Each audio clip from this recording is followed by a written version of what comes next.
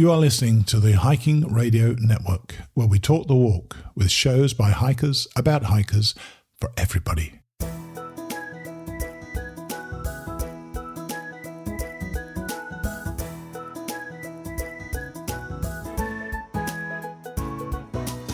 Mighty Blue on the Appalachian Trail, the ultimate midlife crisis.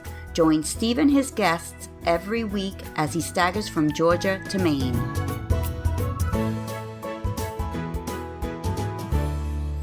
Hey guys, thanks for coming back to the podcast. This is episode number 504 of Mighty Blue on the Appalachian Trail, the ultimate midlife crisis. And we have another excellent episode for you all today. I'm also going to be kind of floating the idea of another Appalachian Trail thru hike for me next year, later on, and talking through it with you all. Our main guest today is Darrell Eck, or Old Stag.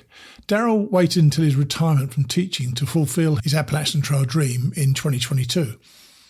As everybody does, he had his fair share of adventures and took some interesting insights from his hike that remain with him to this day. We'll be hearing from Darrell in a moment. Then Beth and Andrew have reached Gorham, just short of Maine, and they reflect upon their experiences in the Whites. By something of a serendipitous coincidence, Dave, who finished last week, was going to Gorham to meet up with his old hiking partners, Soup and Ahoy, and I told him that Beth and Andrew were there. So they all met up, and I'm adding that joyous picture in the show notes. Our last interview with Dave will follow the one with Beth and Andrew, during which he recounts his 100-mile wilderness experience and more about his summit day. And one more thing before we start. While Earl Schaefer, the first guy to thru-hike the Appalachian Trail, has been gone for some time, last week, the second guy to do the thru-hike, Gene Espy, passed on, aged 98. And when I was reading about him, I discovered that he met a man named Chester Zingielewski, who was thru-hiking southbound. They met at Smith Gap Shelter in Pennsylvania on August the 6th, making it the first ever meeting of a northbounder and a southbound thru-hiker on the Appalachian Trail. Apparently, Zingielewski completed his hike 10 days after Espy. So rest in peace, Mr. Espy. You've been an inspiration for so many people. But let's get to it now and meet Darrell Eck, or Old Stag. We have another Appalachian Trail thru hiker on the show today. This is Darrell Eck, or Old Stag. Hey, Darrell, thanks for coming on the show. Hey, Steve. Thanks for having me. Now, you hiked the AT 3 years ago on your retirement. What did you used to do? I used to be an educator. I was a high school teacher, principal, and football coach, wrestling coach. Oh, you're a football coach. Awesome. Mm-hmm. I bet the season was pretty intense. What, did you have much to do with the teaching at that stage as well? Oh, yeah. Yeah. So it's not a professional thing. No, it was a high school. Because I know, but Friday night lights are pretty big over here, aren't they? Yeah. And how long has you been wanting to do the Appalachian Trail? You know, I remember 2003, 2004, I read an article about the Appalachian Trail and, the distance and how many people actually completed a thru hike. And it was about 3,000, 4,000. When was that? When did you read that? About 2003, maybe 2004. Right. And it really interested me because I'm like, I can do that. I can walk 2,000 miles. Yeah, walk in the park. What I didn't realize is I would be hiking up and down mountains. Yes. Because we don't have mountains in Michigan. Right. So what grabbed your attention then? If you don't know mountains or hadn't been up many mountains, what actually grabbed your imagination and the romance of the trail? I think that, going through the 14 states and places I've never been, because until I hiked the Appalachian Trail, I'd never been to the Appalachian Mountains. Right. I mean, that was my first time. So I really didn't know what I was getting into, but just the opportunity to complete it that other people hadn't done. Yes. Because not many people had done it at that time. Yeah, there's quite a few now. But even then, I remember thinking to myself, this is a big accomplishment, because that is a word I use a lot. And I know you used it when we spoke before. And it's a big accomplishment. And the fact you can join a relatively small amount of people, especially people at my age, I hiked first when I was 61. It was quite, it felt like I'd be doing something quite exceptional. Did you feel the same way? That's exactly how I felt, really. and you would be in a small group of people to complete that. And what I didn't know is how difficult it was and how much of an accomplishment it was when I finished. And how much luck you needed to finish it as well. Absolutely. There's so many things that can happen, get injured, mentally get exhausted, physically run out of money. A lot of people ran out of money and they had to quit. Sure. I think a lot of people go to this. Funny enough, I actually, when I spoke to people on the first few nights, a lot of them, it was their first ever hike and they didn't really know what they were getting into either. And a lot of those, and I've always thought this, I always felt it was an advantage not to know how tough it was going to be. And the reason I say that is because had I realised how tough it was going to be, I don't think I would have even attempted it in the first place, to be honest with you. Yeah, I agree with that. I think I would have tried it. And we spoke before, and I watched some videos maybe 10 years later, and I saw what it was like. But even seeing videos of hikers going up and down mountains, you still don't know what it's like walking on rocks, walking on roots, having mice run over you while you're sleeping in the shelter. I mean, you're just not used to that stuff. Funny enough, it's always made me smile about the videos you see online. People tend in these videos to record when they feel they can record. When they're having the really crappy days and really tough days and they're physically challenged and the weather's lousy, why on earth would they want to record? So I think we tend to see a sanitized version of the trail quite often. That's absolutely true. I mean, a lot of times you don't see any sights. You're like in the woods. Oh, yeah. And it's not called a green tunnel for no reason, is it? Exactly.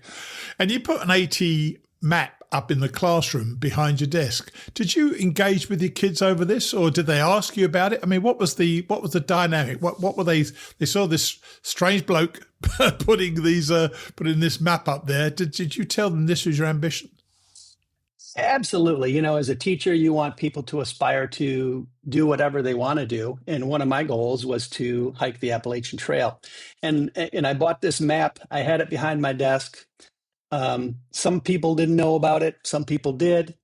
And, you say you're going to do it, but you never really know for sure. No. And some things had to happen to really push me over the edge. COVID would be one of them. And we'd talk about it, and you see it, and it just looks like a squiggly line. Mm-hmm. You don't see the ups and downs. I was honestly shocked when I went out there. I thought it was going to be about not like a 6-lane highway, but I thought it was going to be a whole lot wider than a foot or 18 inches across most of the way, didn't you? You know what really blew me away is the number of rocks and the scrambles going up and down, especially when you get to, New Hampshire and Maine. Of course. I mean, just didn't even. And Blood Mountain, oh my gosh, that almost killed me. Yeah. The Blood Mountain is one of those mountains you start going up and that you think, because it's your first big mountain, it's first one time over 4,000 feet, I believe, and you keep going up and it's kind of switchbacks, you keep turning, you think, oh, it must be at the top soon. You turn another corner and it's still bloody well going up. It's amazing, isn't it? It is. That was something. And when we spoke previously, you told me, because you already mentioned about the YouTube videos and so on, you followed Redbeard online, just like I did, actually. He was one of the first AT hikers that I actually saw on YouTube. He made it feel so accessible, don't you think? He did. And he's like, oh, I'm coming to, this gap and this mountain. And which is funny because as I was going through it, I couldn't remember where I was, I didn't know what gap was or what mountain I was, but he did make it look really attainable. And I think you made a good point. He didn't show all the rain I remember waking up in a shelter and we had 3 inches of snow on us because it snowed the night before. Yes. And half the people in the shelter got off trail and went home. Oh, really? Wow. Yeah. Wow. And I just said, hey, this is Michigan on a Tuesday for me. Well, funny enough, both times I went through, I think it was Tray Mountain, we got snow both times. And and I don't know whether it's a particularly wet or cold place, but I remember it distinctly. It was a fierce frost going up there as well. So the place was all white. You see these things, you've seen pictures of this sort of stuff, but to be walking through it is a magical feeling. It was for me, certainly, anyway. And so you decided to get it done in your retirement. Tell us why Old Stag? Because you're only in your 50s when you did it, weren't you? I was 57 when I decided to, when I actually That started is it. not But old, by the way. That is not no. old. um, by the way, when I started, I wasn't old stag. I was fat stag. Oh, And right. yeah, I lost some weight on the trail. Yeah, of course. Don't we Um, all? so anyway, COVID hit and I was, mountain biking and riding my bike and I was hiking and, just staying out and getting active. And I was hiking a mountain bike trail and I came across some deer kind of in the middle of a clearing. And there was one young buck that was like snorting and stomping its feet. And there was a bunch of does around there, and it was looking at this old deer, this old stag, and the old stag kind of lifted up. He was kind of grizzled on the snout, kind of gray, kind of little mangy fur, and he looked at the young buck, and he just kind of lowered his haunches, and he just pushed him over. And the message to me was, you don't have to be young and strong. You just have to be determined and you need to have confidence and you need to know you can do it. So I kind of took that as a moniker and I said, okay, I'm Old Stag. And That's then I kind of decided nice. to do it. I started buying my gear, doing my research. And then the following March, I started my hike. So that's interesting that you brought that determination, I presume, from some of the skills you learned as a football coach, because the things you were saying there, you'd tell young footballers, wouldn't you? No, Determination, keep absolutely. going. Absolutely. And, failure's not an option. There's no way I wasn't going to make it. But I didn't know like the toll it takes on you. I mean, I think I'm a mentally strong person, but 98 in the rocks of Pennsylvania, I'm like, God, I'm just like halfway done. Uh, Yes. but really, at that point, after Pennsylvania, I was in hiking shape. In the climate changed and the environment changed, and I really enjoyed the second half. I enjoyed the first half, but I Yeah, think I found my I think you find your feet. You've obviously yes. got you should have had your legs by then anyway, but it's more than that. You become more accomplished at being a hiker, don't you? You learn things, you learn how to do certain stuff. I know that when I went up the Lehigh Gap, that hand over hand scramble, someone said to Yeah, me, that's your precursor to what it's like in New Hampshire. And I kind of didn't believe them, but it felt like we had I, that little early taste of New Hampshire, didn't we? absolutely. But New Hampshire was my favorite state. That scramble, all that kind of stuff. I love that. So I did mean, I.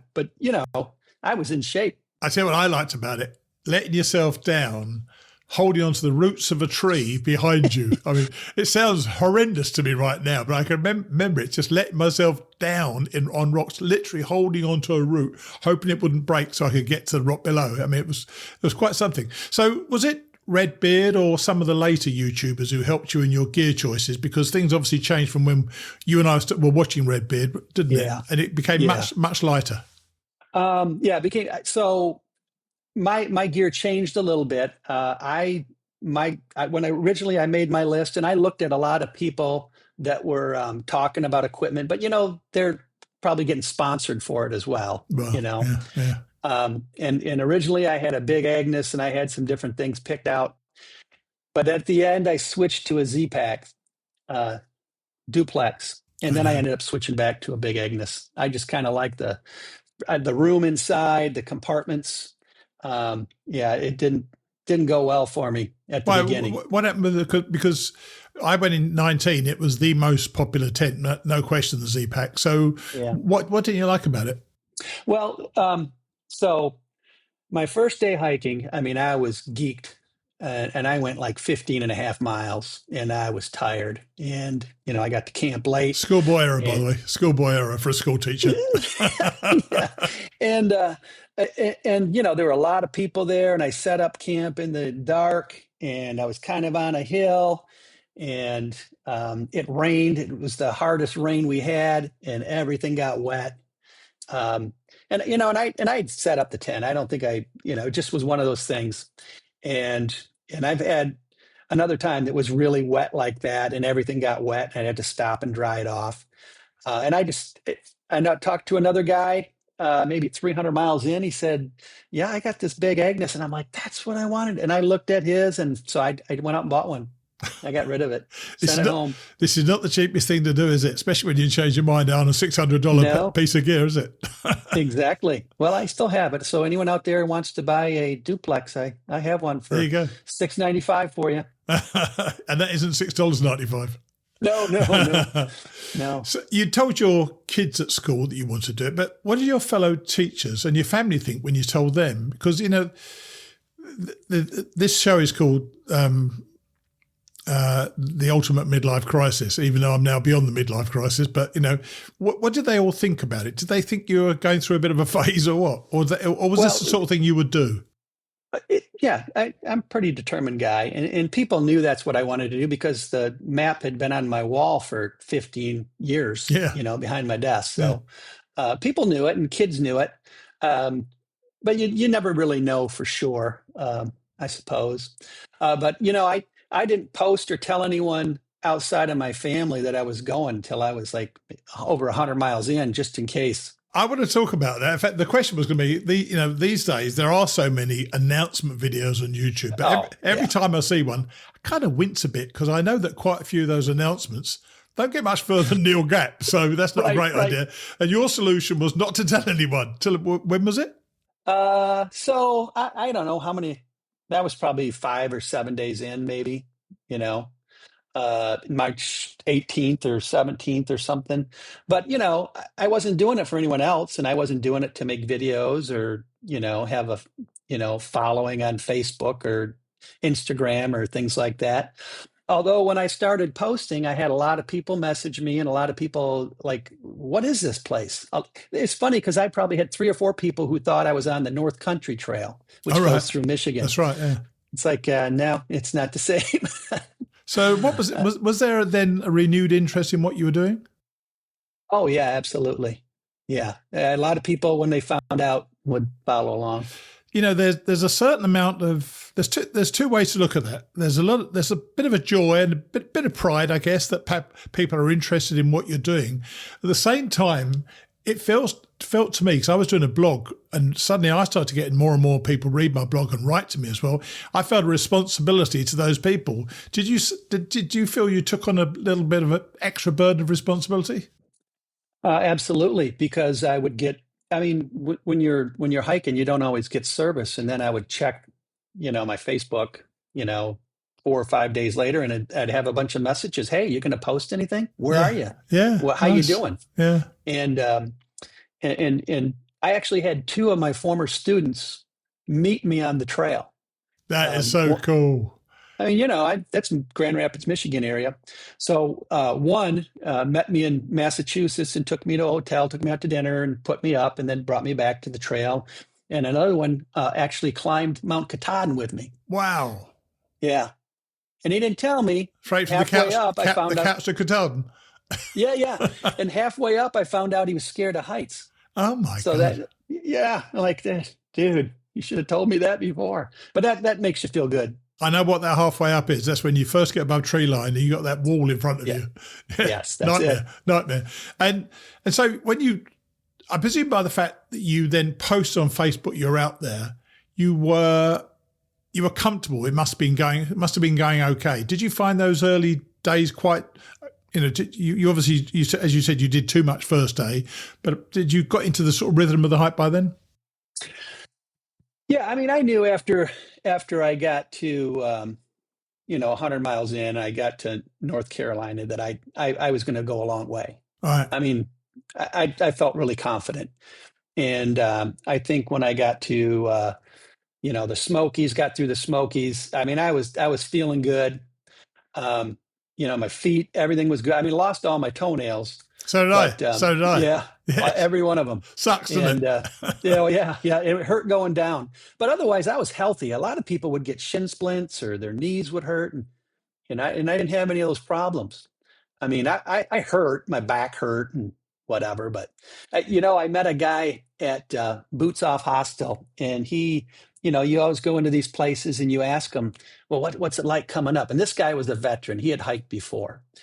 And he said, look, I'm going to tell you, hiking the AT, it's like a guy's member, Sometimes it's really hard, but most of the time it's not. And he said, he says, um, sometimes, it gets a little uncomfortable, but, other times it's kind of exciting. And I thought, I really didn't know what he was talking about. But when I Really? finished, yeah, well, not then. Yeah. But at the end, I figured hiking was like Viagra because I thought it was really hard all the time. I don't know that you've been rehearsing that. That's a great line, though. Yeah, yeah. That Yeah, is you like that? fantastic. Yeah. And you started to notice changes within yourself while you were doing the hike, didn't you? Tell us about that. Absolutely. So, you know, uh, I'm the type of person, you get up early, you do what you're supposed to do when you're supposed to do it, and you just go, go, go. And that's what I do. You go, you get things done. And when I first started hiking, I was doing 15, 18, sometimes 20 miles a day. Right. And then when I got towards the end, um, you know, I kind of started to appreciate what I was doing. Before I'd get up to the top, I'd take a little break and then go back down. And when you see in those sites in New Hampshire and Maine, you just kind of stop and enjoy what you're doing and realize it's really something special. And not many people get to be here. You're right. But And I'd like to say about something about that. I didn't, certainly early on, I didn't go any of the Blue Blaze trails. If they were more than 200 yards, I wasn't going to do that. But, exactly. There's a view 200 yards, great. Let somebody else enjoy it. But I did find myself forcing myself to sit down and enjoy the view because, they weren't going to, that view may not have been there the next day, or even 10 minutes later. Cloudy or something. Yeah. So it's worth taking the views while you can. So I understand that, taking that time to enjoy what the trail is giving you when you get to the top of a mountain, because it's quite an achievement every single time, isn't it? Yeah. And there are lots of mountains to go over. Well, one of the things, every time you cross a stream on the AT, there's a waterfall. And I was taking pictures and videos of waterfalls like all the time. And then I realized, I'm not even in Tennessee. I have so much video on waterfalls. Because we have 0 waterfalls in lower Michigan. Right. Yeah, none. So, that was new to me. There's so many new things that you'd see. Yeah. Oh, everything was new to me because I'd never hiked at all in my life. And you had a bit of an incident pretty early on at Wire Bald. Tell us about what happened to the lady you met. Yeah. So I bought my base layer was red. So I thought if I ever got lost, someone could see me. And I was hiking and I heard this lady screaming. She goes, "Hey, do you see me? Don't move. And, stay there." And I'm like, "I'm not moving." And she was down at the bottom of the hill and she had gotten lost. She was camping and she went down to the creek to get some water and she got confused and went the wrong way. And she said she'd been out there for 3 or 4 hours. And I waited till she came up to the trail and we walked, I think it was about maybe 3 or 4 miles to where she was staying at the shelter. Wow. Yeah. So, and that was just going to get water. That was just going to get water. Oh my gosh. And I've done that before where you go down and you turn around and you go the wrong way for a little bit. But I can't imagine getting lost and you're just afraid you're never going to get out. So how was she? Was she okay? She was frantic. Right. We walked and talked. She actually she said she had terminal cancer, and this was the last thing, she really wanted to do this. Oh, bless her. So I hope she finished. Yeah. I hope she did it. Yeah. I didn't even know her name, but. Oh, I tell you, if you're listening, please let me know and just contact me, steve@hikingradionetwork.com, and it'd be lovely to connect to you because you probably helped her that day. Actually, even before that, I think you said it was day 2. You ran into a bunch of what you referred to as Dungeons and Dragons participants, and we've all got an image in our head there, I'm sure. Who were they? They were dressed like they were going to attack the castle, and they looked like a fantasy novel on a quest, and I called it the Fellowship of the Hike because they looked like a group of people that probably had met on the trail. And I think it was my second day and I came down a mountain and there was a road there and they were obviously going into town. And I'm just making small conversation. I said, "Oh, where are you guys going?" And one guy said, "We already have a group." Oh, Like they right. didn't want me to, they didn't want me to join. Yeah. Like, okay, I just You having weren't some weird enough. water. You weren't weird Yeah. enough, obviously. But, early on, after the first couple weeks, I don't know about you, but people started to thin out, Yes. especially after Neil's Gap. Yeah. Yeah. And then I saw a lot of the same people the whole 5 months I did it. So, Which is kind, I find quite kind of reassuring, and also people yeah. turn up when you've been hiking around them for weeks, but you haven't seen them, and then suddenly they're there at the same shelter, and that's what the serendipity of the trail, I find. Yeah, and it's funny because you're only a couple miles apart, and you might get off or they might get off, and then you meet in Front Royal or Manchester City or or Center or whatever it Yeah, is, and it's just kind of interesting. And most of them were probably my age, late 50s, early 60s, and a lot of those guys are retired and wanted to follow their dream. that's right, and that's the best way to do it. Yeah. How are you coping with the physicality of a through hike? Because I think the demands change over time. You really struggle, you're gasping for your breath, and suddenly you start getting your breathing, suddenly you start getting your legs. Were you coping quite quickly, quite well? Yeah, I did okay with that. I mean, there's one place early on where you're hiking, maybe it was Blood Mountain, and there was a rock that seemed to have like a chair in it. And I don't know, I was about a third of the way up, and I sat on that rock, and I thought, I wonder how many people sat on this rock right here, because it's right Nice, off the trail. nice. It could be Native Americans or whatever, and thought, what am I doing? Because I was thinking, man, you know what it's like when you think, am I almost there? And you're not, You're never or almost there. never almost there. And so early on, I'm just like, man, it was tough, but I wasn't going to give up. But, I didn't have any leg issues, just the toenail issues.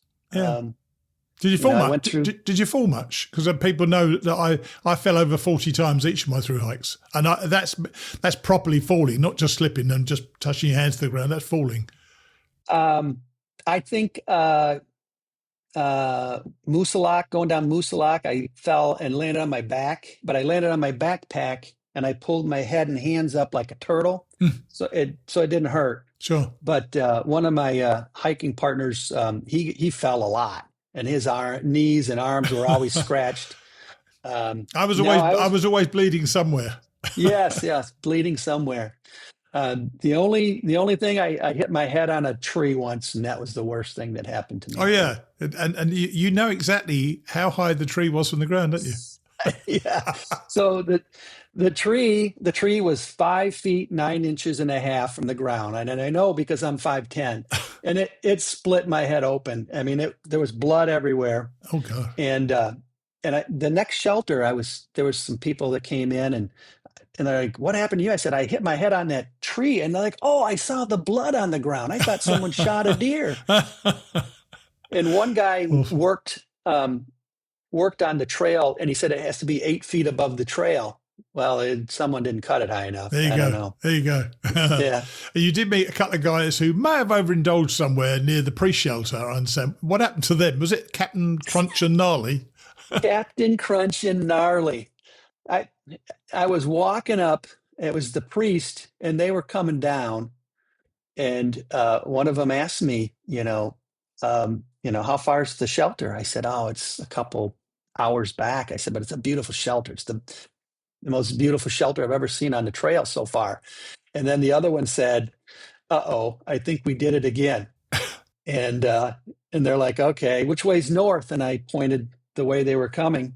And so they turned around and left. Now, I guess I should tell you, when I met them, they reeked of marijuana. Shocker. Yeah. So I figure they must have got to the top of the hill and probably burned a nice bowl to celebrate and then went back the wrong way. It was a funny story. I love stuff like that. So how are you relating to your fellow hikers? Because you told me that you hiked alone for a lot of the trail, but you did hike with a guy called Springer, was it?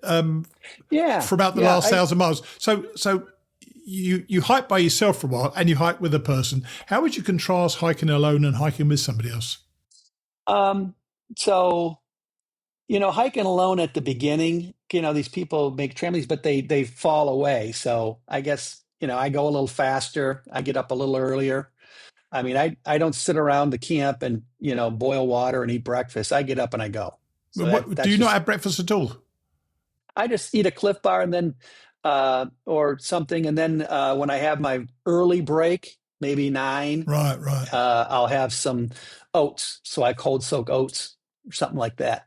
Did you cook? Do you take any a stove or not? I took a stove Oh, and I right. sent it home. Did you? Cold soaked everything. Yeah. Oh my gosh, can't imagine it. So you obviously don't need coffee in the morning. Oh, I love coffee in the morning, but I Okay. didn't do it. So, but however, when I came to a road and there was a gas station, point 4, I wouldn't walk up a hill to look at a view, but I would walk to a gas station and drink 2 cups of coffee. That's fair enough. Yeah. So, I walked by myself. I walked with some other people a while, and there's injuries, but I met Springer the day after I saw Tracker and Vulcan, I think at Delaware Water Gap.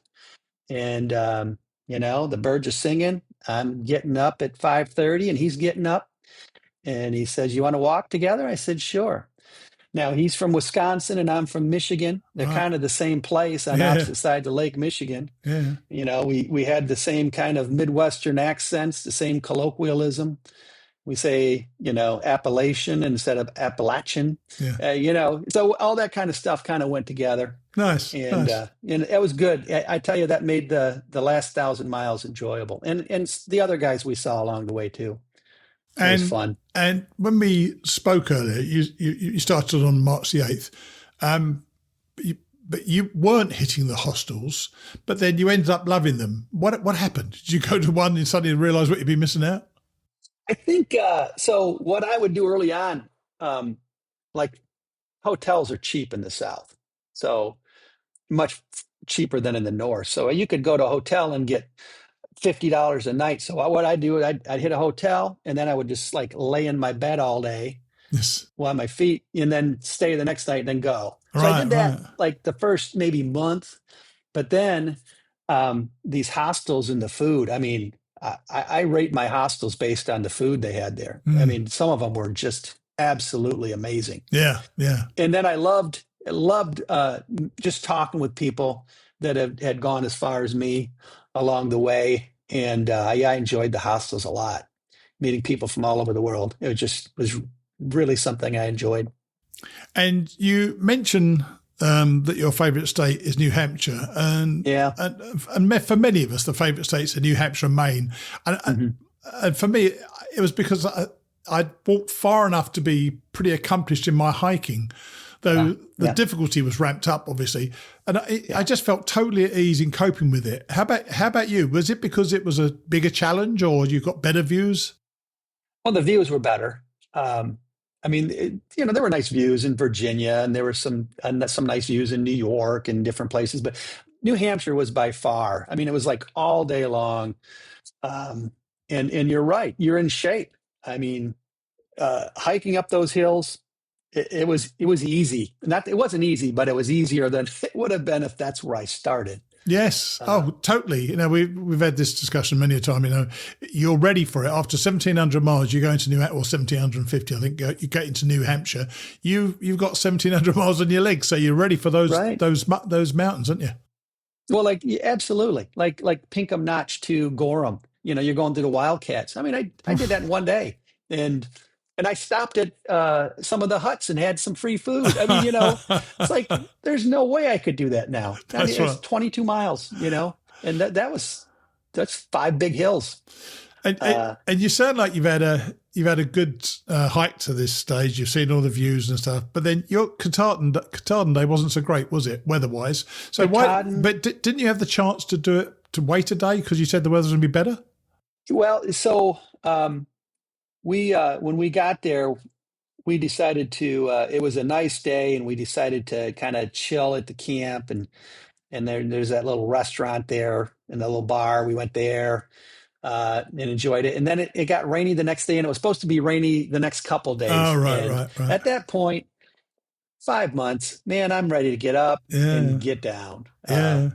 But there wasn't the great views at Katahdin. I mean, I've seen videos of some really good views, but No, I know. Look, I'm saying this because I've got my phone in front of me, and I know you sent me some pictures. I haven't actually looked at them or downloaded them yet. Hope you've got a decent Katahdin picture, but I suspect it's not that great because it's just grey in the background, isn't it? It's just grey. Yeah. So when it was over, and you were back home reflecting on it all, what were your main takeaways? Did you the things that have stuck with you since you finished that you've really learned something out there? I think what I took out of it, besides, the sense of accomplishment and to seeing, these beautiful 14 states and meeting so many great people, is me personally. I think I learned to just kind of calm down because, I've been an intense guy my whole life. Sure. And slowing down and people notice that, and do they? Yeah. Like, yeah, you've calmed down a lot. I'm like, yeah, I appreciate what I've done and what I see. And I make a point to, call my friends and meet them for breakfast and do those types of things. The things you do on the trail, you see someone and like, hey, let's go to this brewery in Gorham and have a beer, or let's do this and just kind of hang out. Wouldn't you do? I did that before. I was about to say, wouldn't you do that before? Yeah, but I retired. I'm not working anymore. I'm not going and getting all this stuff done. My life's changed a little bit. I'm sure. And maybe that would have happened anyway, but I think the trail helped me appreciate the things that I did. And I really appreciate that I didn't get injured and I was able to complete this. Damn right. Because so many people couldn't. Yeah. Like young guys. Yeah.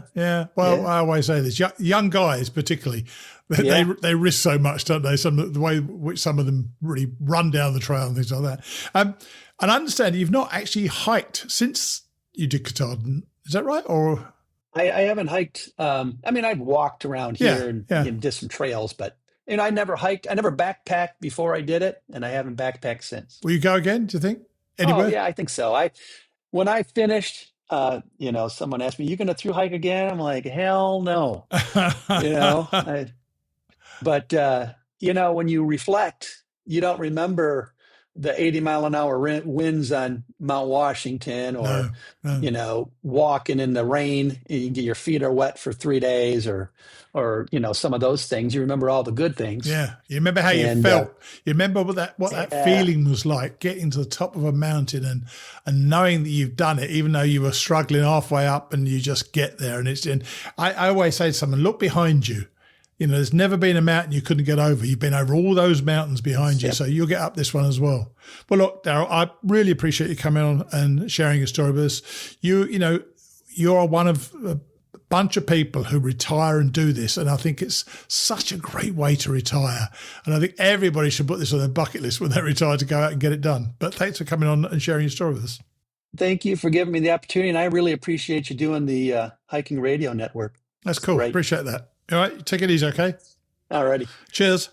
Bye. I love hearing these guys and women who wait until retirement to do something so out of the norm for them. And Darrell even possibly saved that woman on Wire Bald. I remember it well up there and how thick the forest was down below. It's easy to get turned around, but Darrell guided her up and got her to safety. I'd love to hear from that woman if she happens to be listening. If it's you or someone you know, email me at steve@hikingradionetwork.com and we'll talk. And his takeaways were poignant, I thought. He now makes a point of calling his friends and meeting up with them for breakfast. There's something within that shared experience of community that resonates so well with me, and I will be talking about that a little more shortly. Thank yous now, with several of our donors switching over to the buymeacoffee.com/Marty Blue website to support the show. This week, our recurring monthly donors are Brian Alsop, Glenn Ferguson, Kendall Poliquette, Eric Gross and James Boyd. We also got a generous one-off donation from Brushali Kadam. Now, Brian Alsop converted from donor to Buy Me a Coffee member later in the week, as did Gal Posey. Obviously, I'd love it if everybody went to Buy Me a Coffee, but if you don't want to, no worries. I still appreciate all the support you give me. And by the way, if you have supported me financially, don't forget to join our private Facebook group, Off Trail with Marty Blue. You are the producers of my show, so I'll be asking your input into what you want to hear. Now, Beth and Andrew reached Gorham, New Hampshire earlier this week, where I caught up with them as they were about to enter their last state. Here they are. We're back on with Beth and Andrew. Hey guys, how are you this morning? Wonderful. Hey, good morning.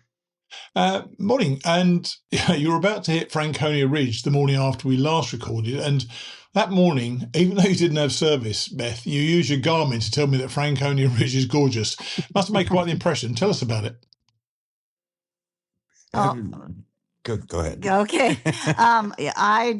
It was so beautiful that day. It was just a gorgeous day, and it was just beautiful. Yeah, It was, we ran into a woman on the way up, and she is a local, and she said that this is the best weather that she has ever had on top of the mountain. Wow. And we got so lucky.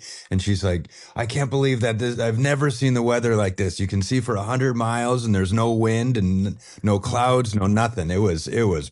Perfect. You couldn't have asked it for a better day. and that Franconia Ridge was just so nice and up and down and up and down. So it was interesting, and It wasn't too difficult. No. You know, you could just go and enjoy the day. Yep. It wasn't too strenuous. You couldn't ask for a better day. It was just beautiful. And once you get out there, I seem to remember we say the Liberty campsite, I think it was called, the night before, and then you almost turn a corner and then you see the whole ridge laid out in front of you, don't you? And you're above the trees. I remember giggling when I first saw it. It was just so exciting for me it was just almost otherworldly. And to have had great weather up there, what a blessing that must have been. Yeah, I remember Beth and I were walking together, and we were like, "Yeah, Steve was right. He was right about this one. This is beautiful." Because you were so excited last week, you're like, "Oh, Franconia Ridge is coming." You're like, he was right this time. It was just as special second time as it was first time. And it was just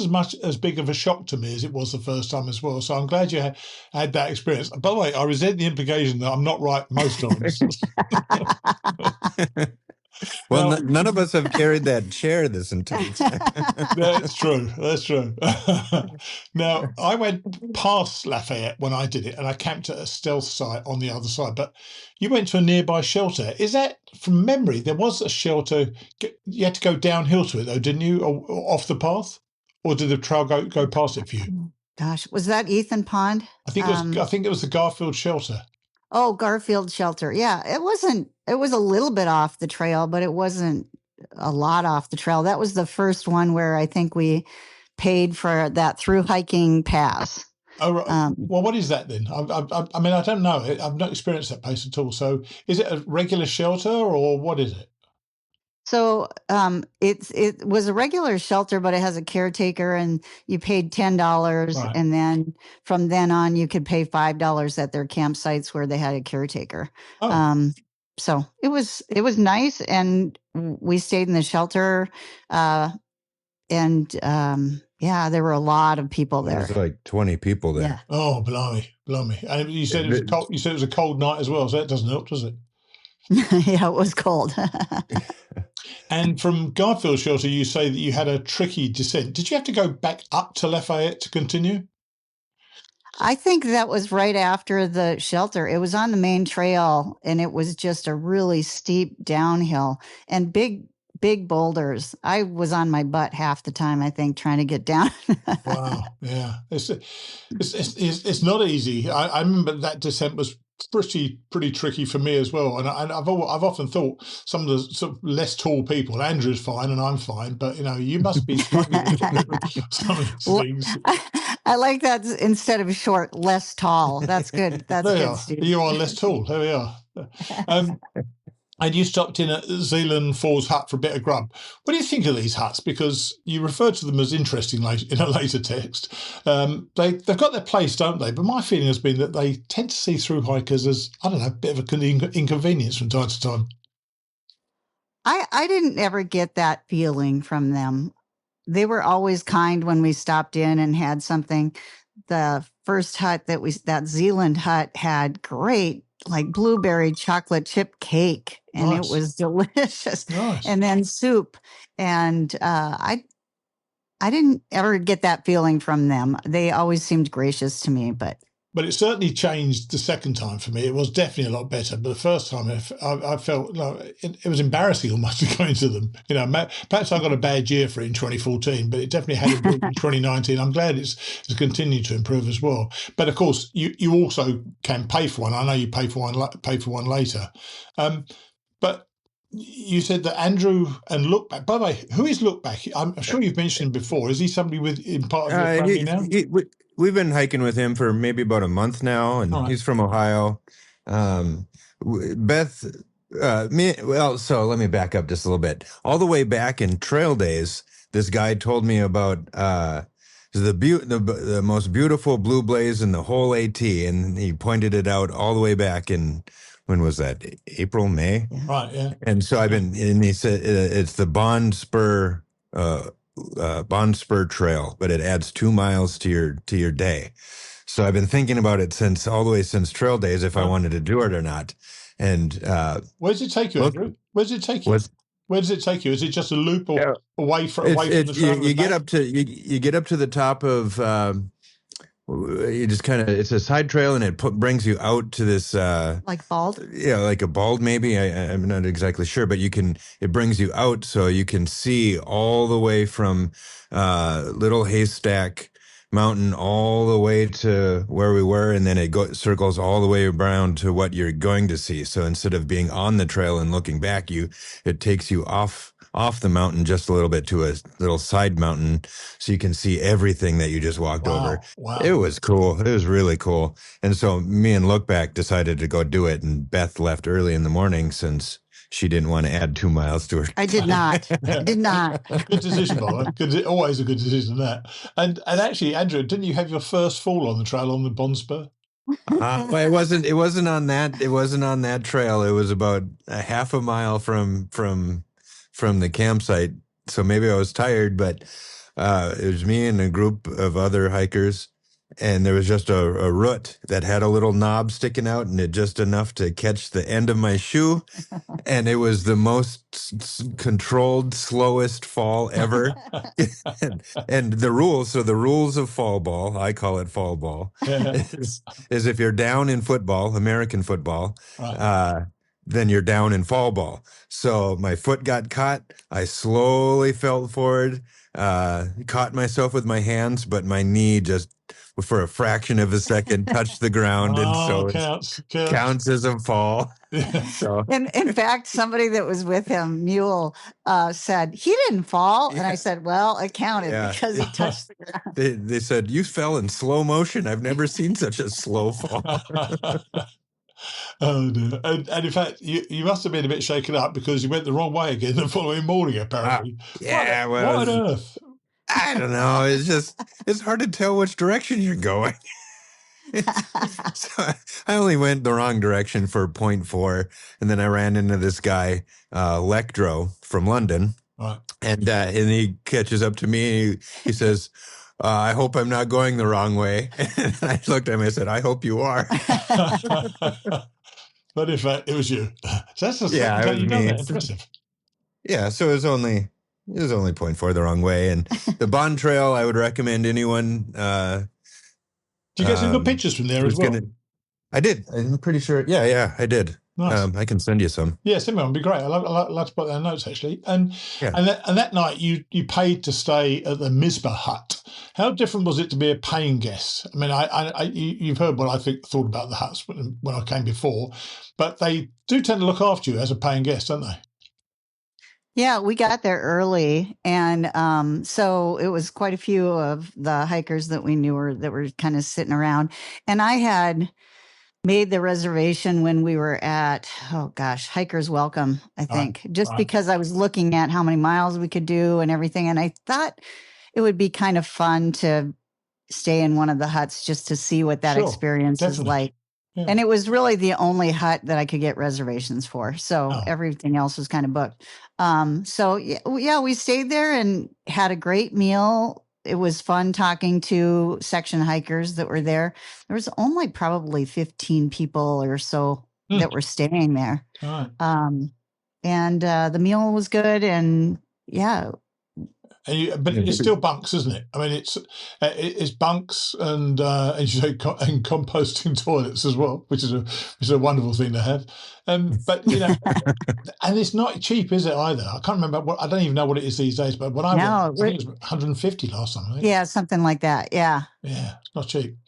Now, the highlights are coming thick and fast now, aren't they? Because it was Mount Washington the following day, ending with that dreadful, endless downhill to Osgood tent site. And I know you actually had a bad fall there, Beth. So, in general, how did that day go? Because that's quite a lot to take in. Mount Washington, then there's Madison, and then there's the Osgood tent site. So, talk us through your day. Well, the climb up to Mount Washington was not bad. I didn't think at all. It's not, no. And it was fun getting up there and seeing all of our friends, and that was really fun at the top. And it was a beautiful day, gorgeous day, just perfect day to view all the mountains around you. And it was busy with people, but it was in the middle of the week, so probably not as busy as it would have been on a weekend. Yeah. But then you go down and then it gets tougher, doesn't it? Generally, it gets a lot tougher. Yeah, after you start going down, then the trail turns into just boulders everywhere. And so you have to just boulder hop and just for the whole day, from coming down Washington all the way down to the Osgood tent site, was just walking on boulders. And I've never gone so long, like the entire day of not touching the ground. You just, just walking on boulders the whole day. Yeah. My feet were killing me.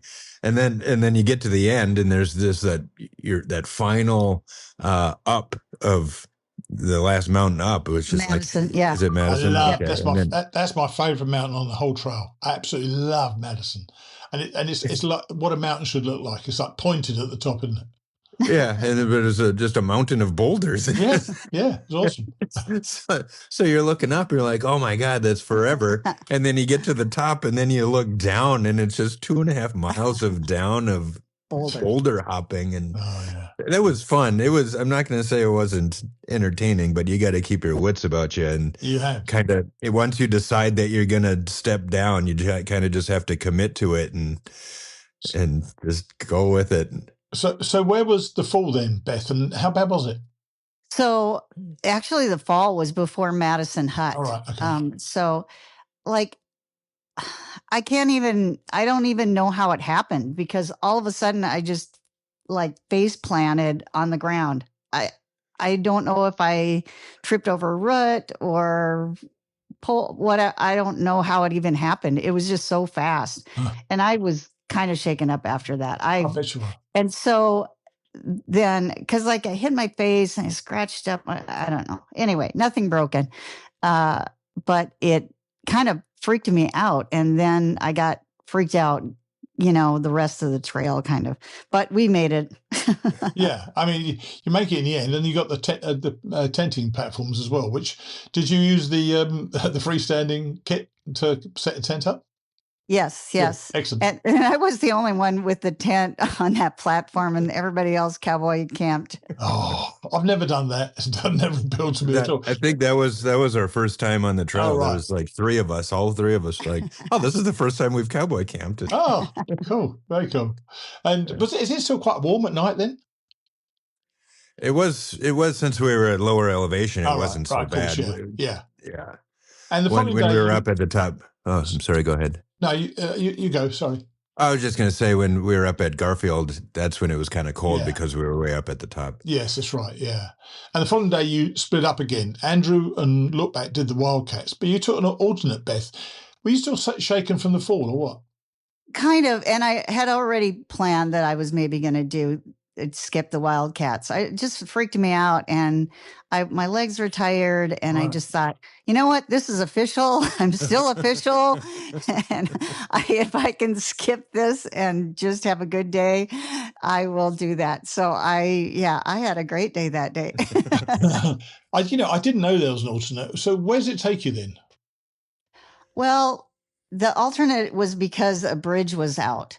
And so before Pinkham Notch, you had to kind of decide if you were going to do the alternate or the old one. And for people going southbound, I think there were quite a few maybe that chose the alternate because they wouldn't even know about whether they'd be able to cross or not until they'd already gotten all the way through, basically. Right. So I would guess some Soboers did the alternate route. And then I met a few people that were doing the alternate route, the reroute, when I went through.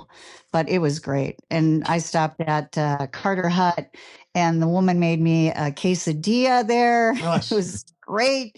And then I ended up running into this woman that I've run into before, a section hiker. She's an older woman. And we ended up walking together to Imp campsite. And we were walking slower, which was nice because I was really tired. And then I got there and I thought, oh man, if I just go to the stealth campsite over Mount Moriah, I'll be able to get our I'll be able to get to the post office in Gorham before they close. Right. So I went up and over, which was beautiful. It was a beautiful day. Found a little campsite, just enough to put the tent up and stayed there. Is that your first night in a stealth site with just you? Oh yeah. Oh right. How was that then for you? That was great. I got there really late, so I really didn't. I just put up my tent, ate, and went to sleep. Right. So no nerves at all? No, Cool, very impressive. I'm impressed. Frightened the crap out of me when I first did it, I tell you. And so the wildcats, Andrew, Beth did well to avoid the wildcats, because if you're going to avoid any part of the trail and there's an alternate to take it, it is the wildcats, isn't it? It's not easy, is it? Me and Look Back, we were saying, like, if we're doing this whole trail and we get to the hardest mile, we're not going to just skip over the hardest mile. We got to, we did this whole thing. We got to do the hardest mile. So, men do that, don't they? They that's they right. get each other on to do dumb things, don't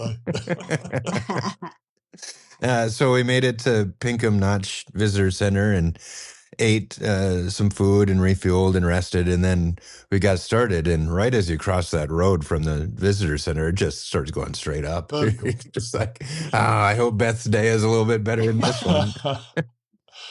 But there was like just the steep boulders going up, and there's like a V notch kind of thing that you have to use your hands and feet to climb up, and it was difficult, but it was doable, and I'm glad I did it. Yeah, I'm glad you did as well, to experience it as well. So you both had different experiences getting into Gorham, and I know you took a 0 day there yesterday. Where are you staying in Gorham? Just at the Quality Inn. All right, okay, fine. And so you're just on close to the main border, I believe. I don't know how close you are. Not that far now, is it? Yeah, it's like 16 miles or so to the border. I think we can safely ask for reflections. What are your reflections on New Hampshire, Beth? Because I know you were nervous about it. The whites, right. I was really nervous about the whites. I'm glad we're done with it. But it wasn't as bad as I thought it was going to be. It was all doable. It was just slower. And it was beautiful. It's just beautiful, isn't it? Yes, it is. It is. I loved it. I loved all of it. I loved how beautiful it was. I loved how difficult it was. It was like a good change of pace from just the green tunnel.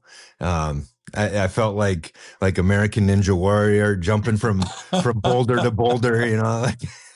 I was having a good time. It was like an adult jungle gym.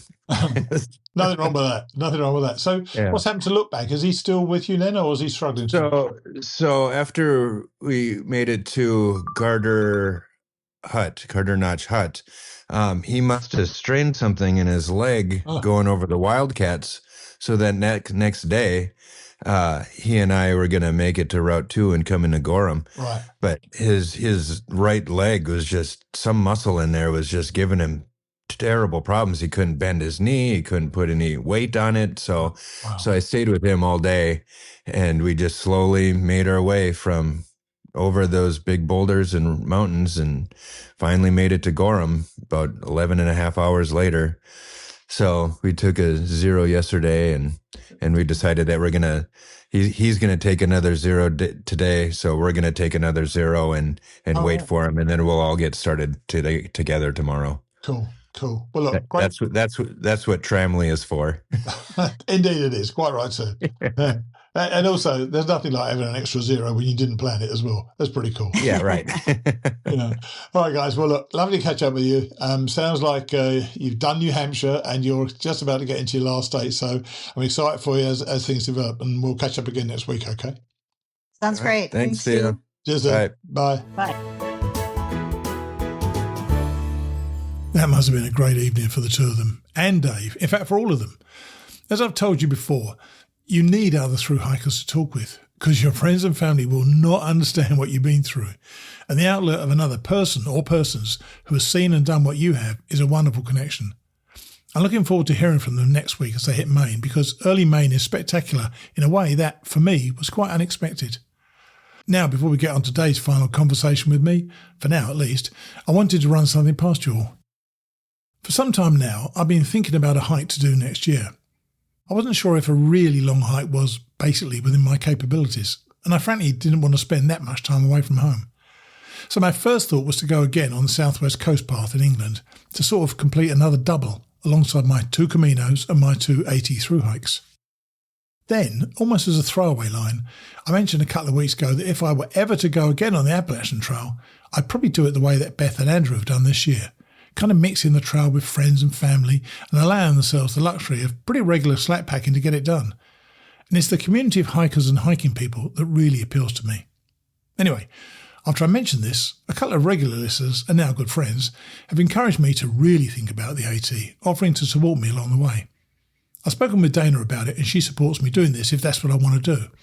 I did consider the PCT, but I know that were I lucky enough to be successful on that, I simply have to do the CDT the following year for a Triple Crown. Suddenly, the AT looked like the right option. But it's the community that I'm really seeking. How about if I came near your community? Would there be a chance to talk with hiking groups or even just a bunch of your friends to encourage them into the woods? I haven't even thought through how these logistics would play out, but I know it would give me the chance to meet many of you as I make my way north. Now, reality check. I am going to be 73 this October, so it's a bit of a stretch for me to consider this, yet I think I can do it. After I was hit by that car this past February, carrying a big backpack hasn't been easy, or even possible so far, but I've now improved sufficiently to allow myself to think about it. I will then become my own class of 2026, podcasting along the way and meeting many of you and interviewing you and other hikers as well. What do you think? I haven't definitely made up my mind to go, but it is an intriguing thought and I truly like your input. Just email me at steve@hikingradionetwork.com and give me your thoughts. Thanks. Finally today, I caught up with Dave on Monday and we had one of our best conversations. Here he is. Hey Dave, how are you? Hey, good afternoon, Mighty Blue. Doing just great. Thank you. I bet you're feeling quite rested now you're done, aren't you? A week out of Summit, and I'm resting, but not rested. Oh, really? Interesting. Does it feel like? Obviously, I know you're with your wife, and so you're back in the family unit. How does it feel? Does it feel odd, or does it feel good, or how's it feeling? It feels fantastic. It's just a return. It's not yet a return to normal because we're kind of just taking some vacation before I head home. But as long as she's here, then it didn't matter. I don't need to go home per se. But it just feels back into the groove, so to speak. Yeah. And we talked about. I know you've said goes by in a blink of an eye, and the 5.5 months on the trail certainly were. It was a long time, but all of a sudden it's just it's disappeared into the background noise of my head again. Right? Yes, I know how it goes. It's a very odd feeling. You'll get good days and bad days. I'll tell you in the next few weeks as you get used to it. Remember, you're a week into your 3.5 weeks in which you can tell your stories. So you better still tell as many as. And in fact, you were able to do that last night because I know that you met up last night with Beth and Andrew in Gorham and with Soup and Ahoy, some of your previous hiking partners. That must have been almost, bittersweet for you. They're still sweating buckets every day while you're luxuriating in unquestionable sheets each night using flush toilets as well. So what was that like? Well, I can't say I felt sorry for them. No, it was great. It was fantastic both to see Soup and Ahoy, who I haven't seen since May, and to get to meet Beth and Andrew, which was lovely people. I just enjoyed the evening. Was fantastic. They were in the same hotel in Gorham. There's not a lot. Yeah, not a lot of hotels, and it's the Quality Inn. So, like, I think a lot of hikers just choose it rather than some of the motel lodge type places. But it was a very interesting coincidence to put them there at the same time, and we all had dinner together. So it was, nice. I really had a great evening. It was bittersweet a little bit. I mean, it was really good to see Soup and Ahoy, who I haven't seen in so long. So we were able to catch up, and they remind me of things that I've already forgotten. Remember when that happened and we did this, and you know how the stories go. How did Jeannie feel being amongst all these hikers? Was it a good experience for her? She likes it, but it's just like any. I hate to use the term outsider, but you're in a group of a number of hikers and all blah blah blah about this and my knee and my this, and we went up that, and she's like, yeah, okay, whatever.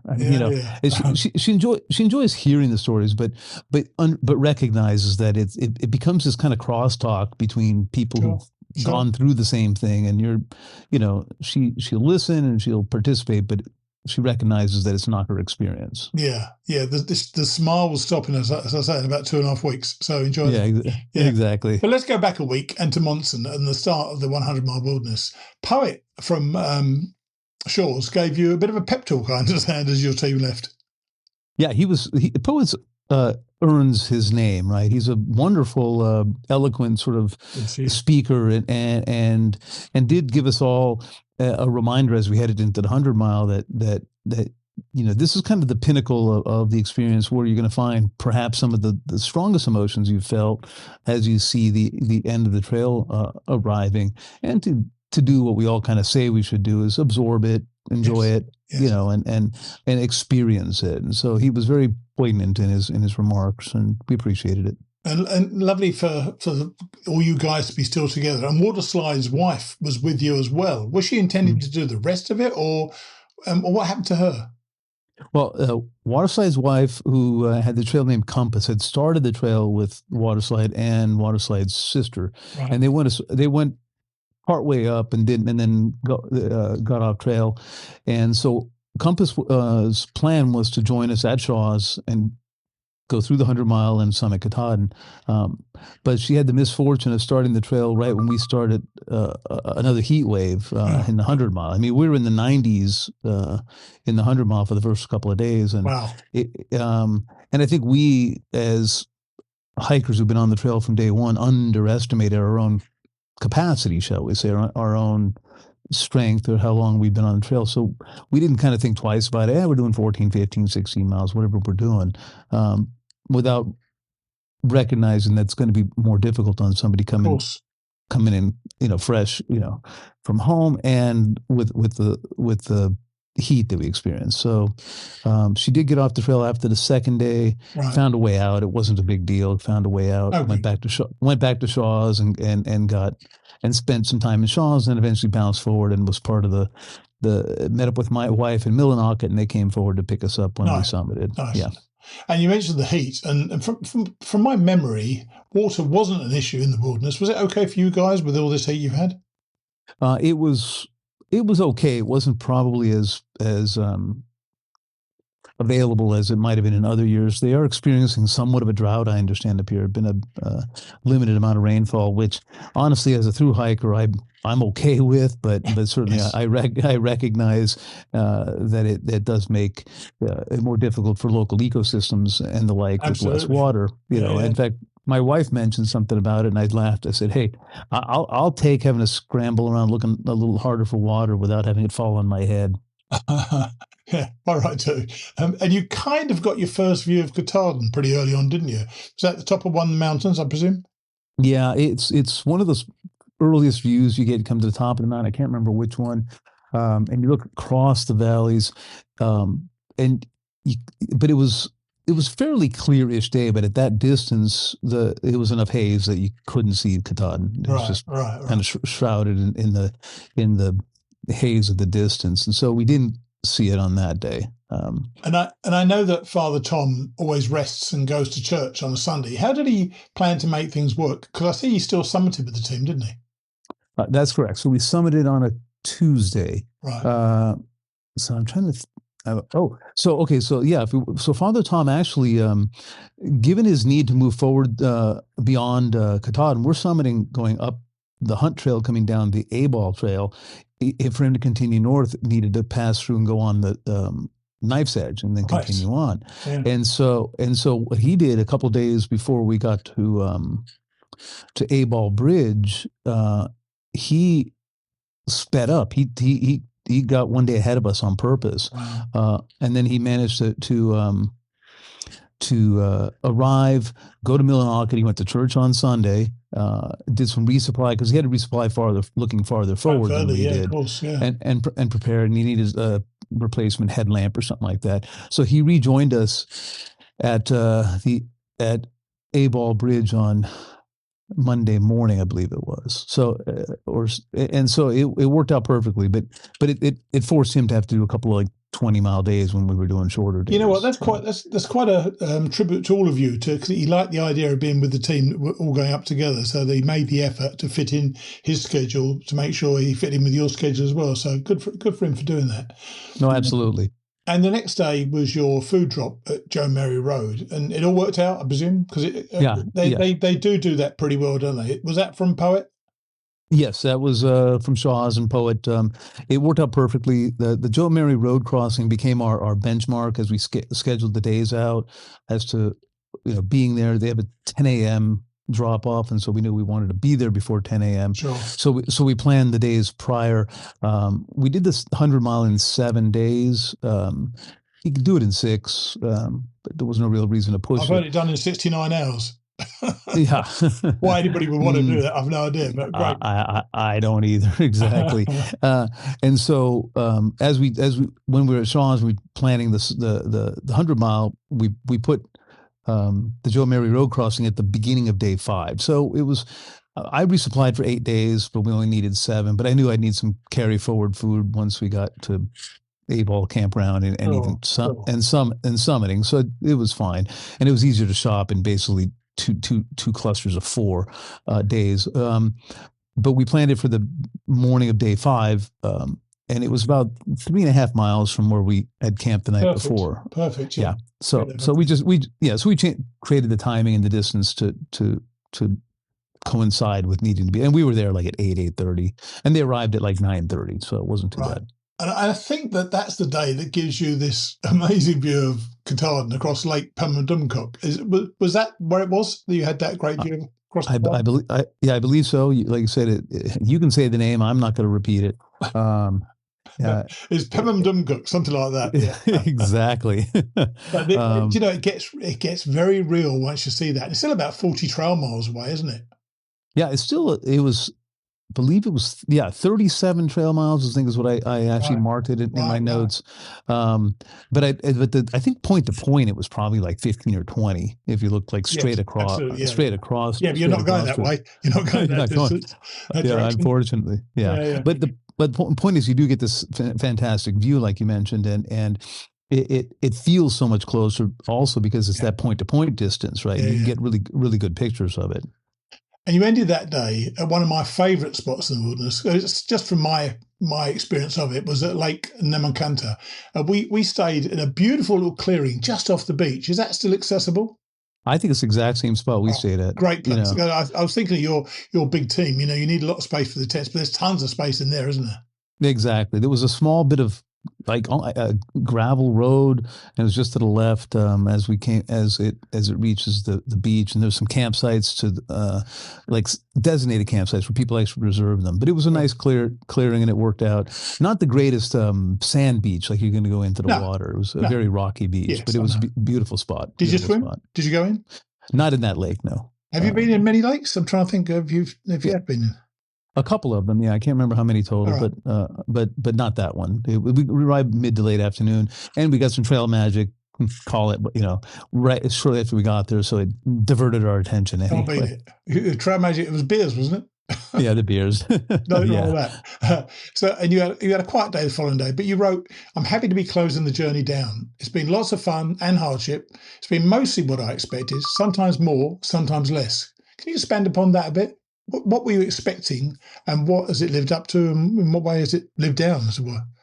Well, I think I think as a cautionary tale to your listeners, I definitely consumed a lot of media prior to the coming onto the trail, YouTube videos, followed hikers, read a lot of books and all that.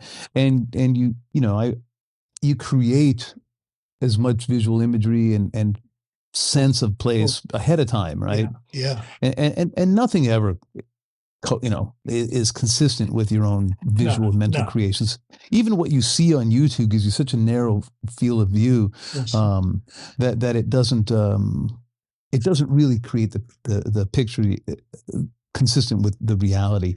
I think that you have contraposing points there. I mean, it was more than I expected and less than, more in some of the sense of some of the grandness of getting up to some of the peaks and this was up and down the trail. It wasn't just like in the 100-mile whatever, but this ability to be on a peak and to see 20, 30, 40 miles of mountains. It's just like a row of waves of peak after peak, and they get farther away in the distance. It is. And to see almost to infinity in peaks of mountains is more than I've ever experienced. And I think what I would say, it was the lesser side, the negative perception is this green tunnel sense, right? That the sense that for so much of the trail, the forest is crowding you in. It's creeping in on both sides. And you look to the right, you look to the left, and the forest is dense, and you could barely see 100 yards in, or 50 yards, or 20 yards in, because the trees are so dense, or the undergrowth is so dense. And so,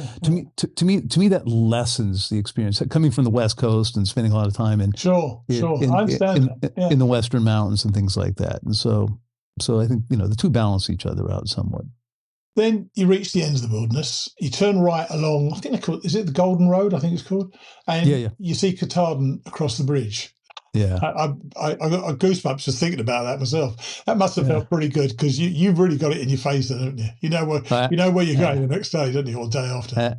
Absolutely. When you come out, and you're right, it's the Golden Road, and it's gravel, but at least you've now hit a piece of sort of smoother, flatter, and you walk, and it's only about a quarter of a mile. You get right across on Able Bridge, and you look left, and the mountain's beautiful because now it's really close to you, and it's you've got the water right below. You're crossing, I think it's the Penobscot River there, and you're looking up, and so the mountain is above the river, and the river's wide and kind of flat right there anyway, so it doesn't look like a lake, but it definitely has more of a more serene setting than just a river that you're passing over. And yes, it does hit you in the face, and you do see the end of the journey, right? You see it's right. This is why finishing at Katahdin is the only way for me, I got to tell you. Yeah.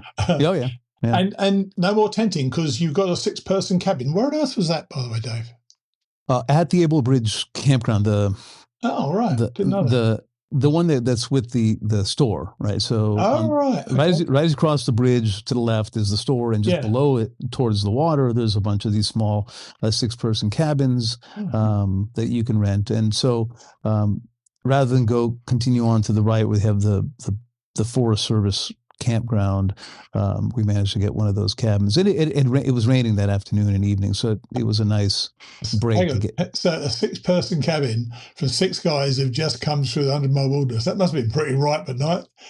Yeah, that's one way to describe it. Yeah, but sure. you know what though? You don't smell that, do you? I don't think I did when I was on the trail. Everybody smells, and in fact, you smell the day hikers more, don't you? Because they smell perfume and stuff like that.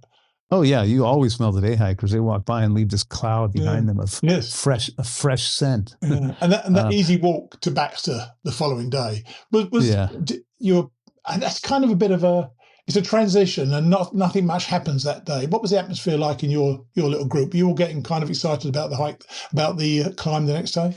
Yeah, it was a very upbeat, kind of almost a devil may care day, because it was an easy day.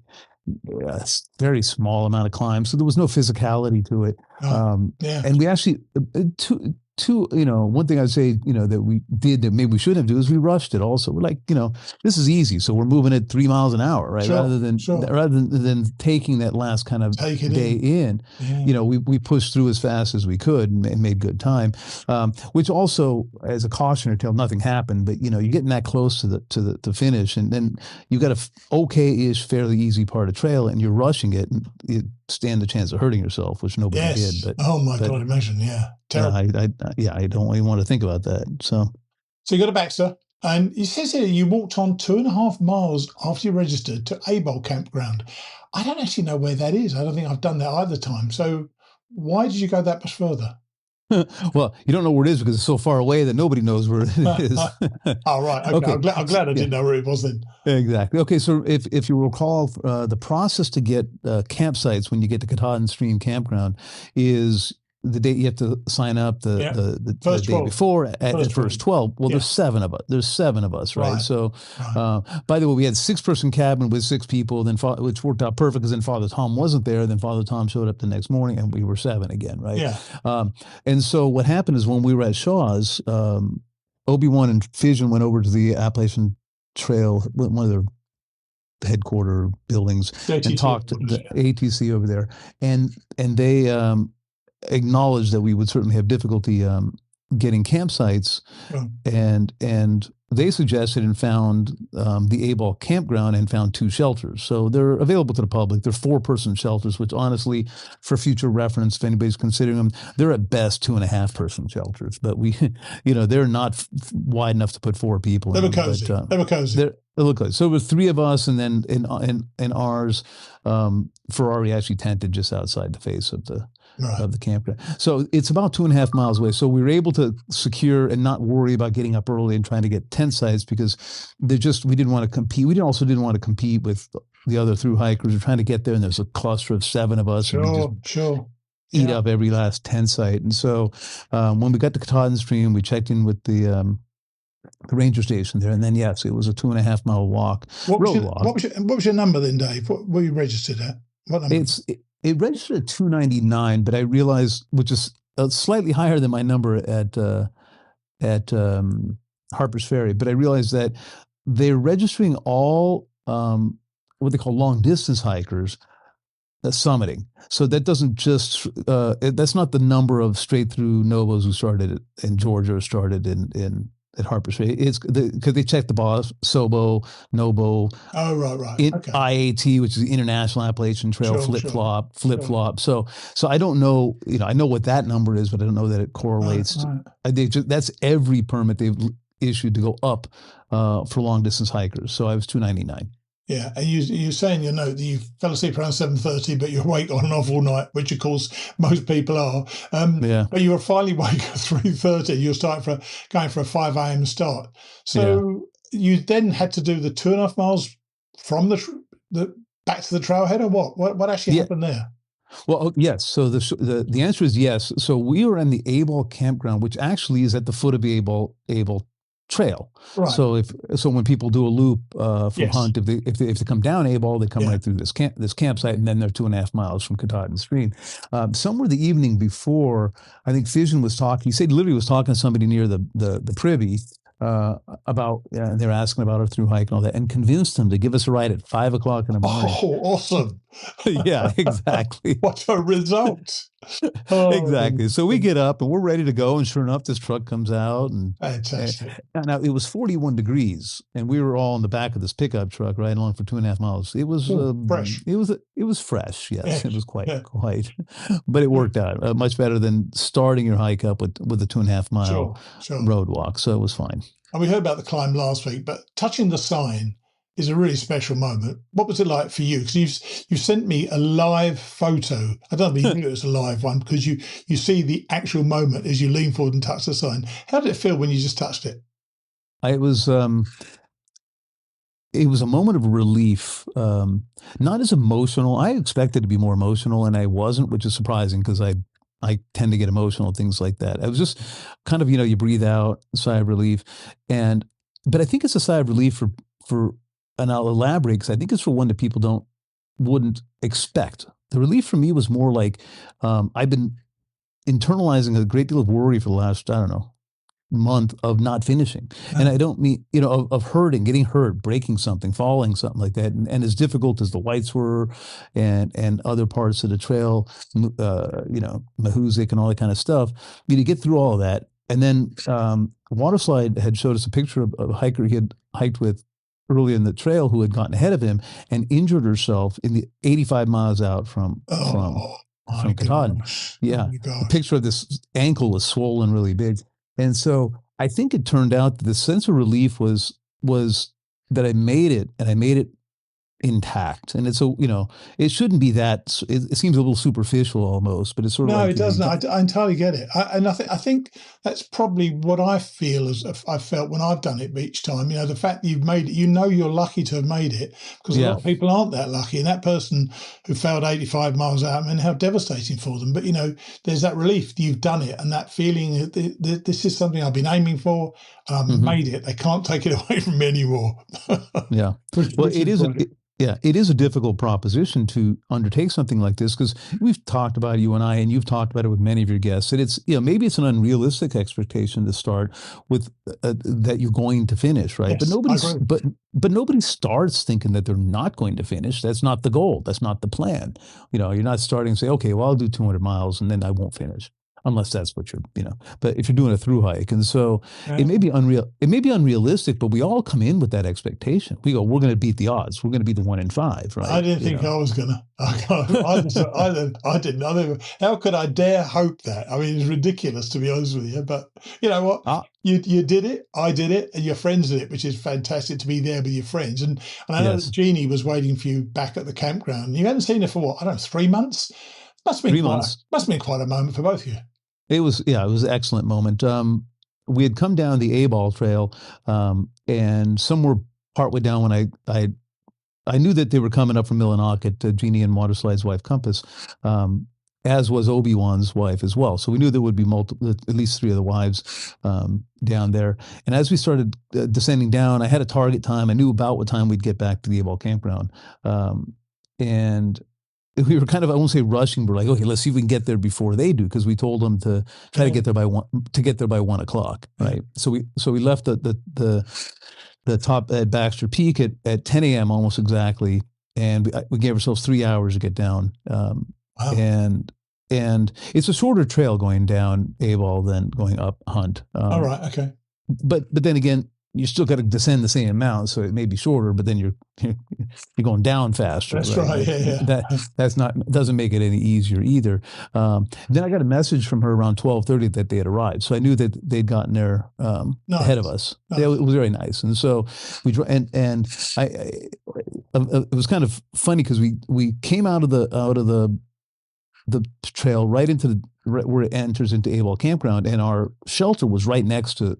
Right where kind of the A-Ball Trail started, and I go to the left where my shelter was, and I think a couple of the other guys went to the right where they were, because we had 2 shelters and weren't in the same place. And I start walking towards the shelter, and somebody calls out, "Where are you going?" I said, "I'm going to check the shelter real quick because we ducked out in the dark this morning. I just want to make sure we didn't leave anything." And they go, and somebody calls out, "No, I think you better come this way first." And I'm like, "What?" So I turn and I walk back, and Jeannie was there, like, nice. 20, 30 yards away, because the shelters were, a couple hundred yards up from where they parked the cars. They had walked up. I assumed we'd walk down to them because they wouldn't. Nice. So I didn't expect to see her there. So it was a very beautiful, emotional moment. I'm sure. So that was nice. You then left the park, but you all met up again that night for your own last supper. How did it feel to be saying goodbye? Because I know that I felt like we were wrenched apart when we finished. We just all went our own separate way right at the bottom, but you actually met up again that evening. So that must have been great to celebrate, but then you still have to say goodbye in the end. How did it feel to be saying goodbye to these guys you've really grown a bond with? It was definitely emotional. And it worked out because we had actually, of course, we planned it, but we planned for weeks ahead of time that this return to Millinocket would be kind of, we'd have dinner together, and so it became part of the fabric of the plan. Yeah, nice. That's why Jeannie was staying in Millinocket. The other guys got hotels in Millinocket, or a couple of guys stayed at there's a hostel there. So we kind of intensely targeted the day to end up in Millinocket, we were able to give a ride to some of the people. Obi-Wan's wife was there and gave a ride to some, the other guys. But if you go back to when we came down from Able Campground, in Table Campground, Jeannie was there with Waterslide's wife, and they had brought some food stuff, and then Obi-Wan's wife showed up, 10 minutes later, good timing as well. And she brought a ton of food as well, big Subway sandwiches. So we had a cooler with beers, cooler with sodas, and we sat there for about an hour. And then we started greeting all the hikers coming down from nice. Able. And that's great to see as well. And they started getting, it ended up being trail magic for some of the other people coming down because there was enough food that we were able to share. So then we made it to Millinocket, went to the hotel, went out to a wood-fired pizza brew place. It was, and actually worked out nice because it was sort of an order at the counter and bring it out to where you were. So it wasn't a forced, like you're all around one table, they bring you the food and then you're done and you leave. It was much more casual. So we were able to sit around for a while and not just be pushed in and out of at the waiter's whim, at the waiter's schedule. So, and of course, Father Tom's going on, isn't he? So he's got miles to go. Yeah, so God knows what's actually. I'd love to speak to him when he's finished. But so, Dave, you're a week out now. Are you one and done? Is that it? For something of this magnitude, you'll have to ask me again in a few months. I think the short answer is, if you'd asked me, 3 weeks ago, I'd have said I was one and done. And just like all of us, you start to, put it behind you a little and you start to rethink that idea. I think that the answer to whether I do something like this again is more about whether I want to be gone again for 5 or 6 months or gone from Jeannie again for that period of time, and less whether I would be physically interested or capable. I will say that this is not a lifestyle choice for me. There are people who a lot of, especially younger people who want to keep doing these trails and do long trails because it becomes something of a lifestyle choice, a drug that they feed off. They really just love that. I enjoyed being out there, but I like getting up and walking to my fridge and grabbing a beer and sitting down too, and so it's not a way I want to live, 5-6 months of my life on a regular basis. So there is discussion about doing a John Muir Trail next year. Oh, right. That's nice. Yeah, that's nice. In the summer, and that's only 210 miles. Walking the park for you. No big deal. I do think that one of my impressions, though, as I said, even a week out. So when you say one and done, I don't know, but I do have this sense to myself that I've done, you've done something larger than oneself. And I keep thinking to myself, this can't be the last big thing I do. Right? But it doesn't have to be a long hike, but it's exactly. You feel like you want to keep achieving as you get older. I mean, I am thinking about going back and doing another hike and possibly even back on the AT. And fantastic. It's one of those things that, I know the window has been closing on me for the last couple of years, and I'll be 73 if I do go again next year. And that's going to be pushing it. But, people can do it at this age. So I've got to think about it, but I would do it differently. I would do it with much more community involvement. I think I'd see more people. I'd make myself, I'd love to go and speak at schools and stuff like that. That'd be a really cool thing to do, to tell people how, it's not worth giving up at any age, and to keep doing something will be quite something good. Now, look, I really appreciate you being part of the Mighty Blue Class of 2025 and making it, of course, and also appreciate your willingness to make yourself always available, which has been so helpful to me, because fitting these recordings in, especially when I was in Spain, wasn't always easy, was it? No, but we made it work. We made it work. So I want to thank you for that, and also so many congratulations on getting it done. And let's just hope that Andrew and Beth finish soon. But thanks very much indeed for doing this, Dave. I appreciate that. Mighty Blue has been my pleasure as well, and I've really enjoyed and appreciated. And I'll close with a simple comment that being involved in the show was part of my hike. It wasn't an ancillary. It wasn't something that interfered with it. It just became part of it, and I think it added to my experience. So I'm glad to have been part of the show. I appreciate you saying that. Okay, well, take it easy. Right. I will ask you again if you're ever going to do it again in about 6 months' time. All right, we'll talk. Cheers then. Bye. Thank you. Bye. That is one satisfied, accomplished guy. He's reached the mountaintop and he's done. To finish it off with their own Last Supper was awesome, and I'd imagine it eased the pain of separation, which I know many of us feel when we say goodbye straight after Baxter. Hope you've enjoyed listening to my conversation with Dave. He's the first of our 2 Class of 2025 teams to get there. Beth and Andrew will be having their own moment in a few weeks' time. I cannot wait. I'll see you next week.